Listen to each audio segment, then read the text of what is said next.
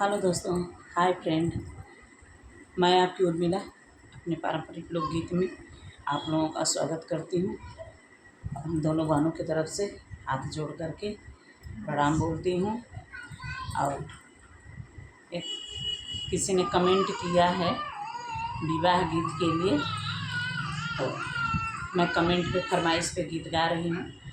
अगर अच्छा लगेगा तो कमेंट में ज़रूर बताइएगा।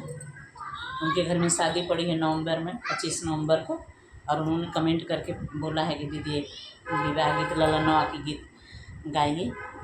मैं उन्हीं के लिए उनके फरमाइश पे गा रही हूँ। अच्छा लगे तो कमेंट में ज़रूर बताइएगा। अगर मेरे चैनल पर नए हैं तो प्लीज़ मेरे चैनल को सब्सक्राइब जरूर कीजिएगा।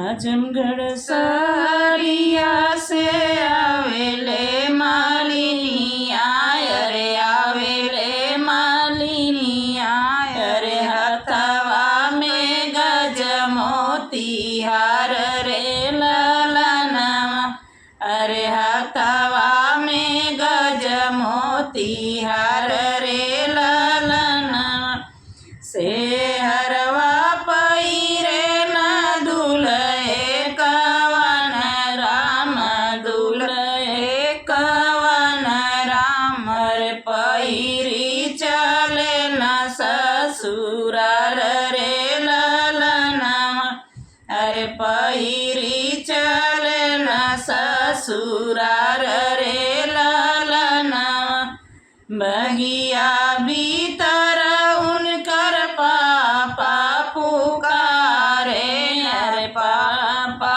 पुकारे, अरे सुना बेटा अरज हमार रे ललनवा, अरे सुना बेटा अरज हमार रे ललनवा, कहीं से के सुनी पापा तू हरिया रजिया, अरे तू हरिया रजिया, अरे दुल्हन मिले ले जियार रे ललनवा, अरे दुल्हन मिले ले जियार रे ललनवा, आजमगढ़ सारिया से आवेले मालिनिया, अरे आवेले मालिनिया, अरे हथवा में गज मोती हार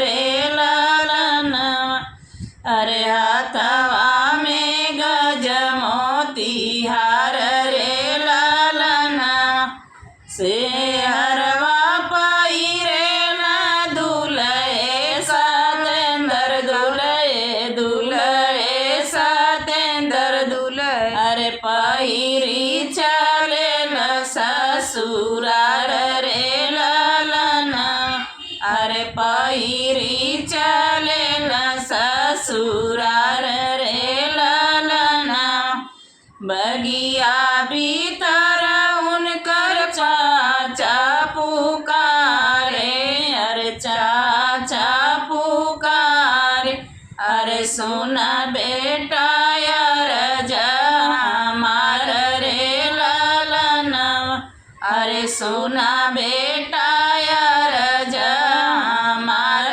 रे ललनवा, कैसे का सुनी चाचा तू हरिया रजिया, अरे तू हरिया रजिया, अरे दुल्हन मिले ले जियार रे ललनवा, अरे दुल्हन मिले ले जियार रे ललनवा,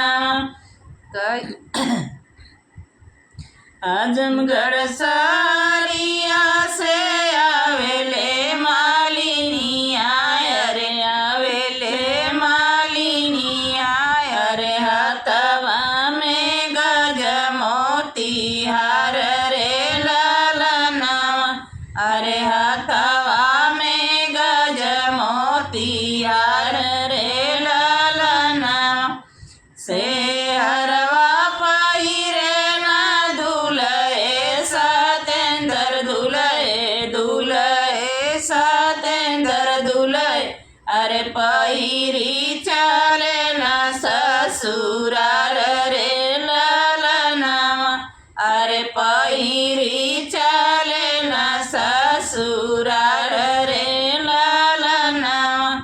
बगिया भीतर उनकर भैया पुकारे, अरे भैया पुकारे, अरे सुना भैया अरज हमार रे ललनावा, अरे सुना भैया अरज हमार रे ललनावा।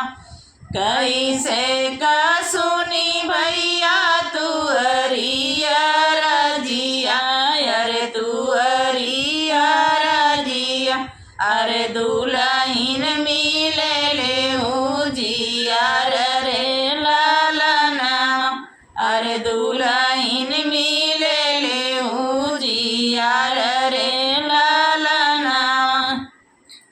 नमस्कार।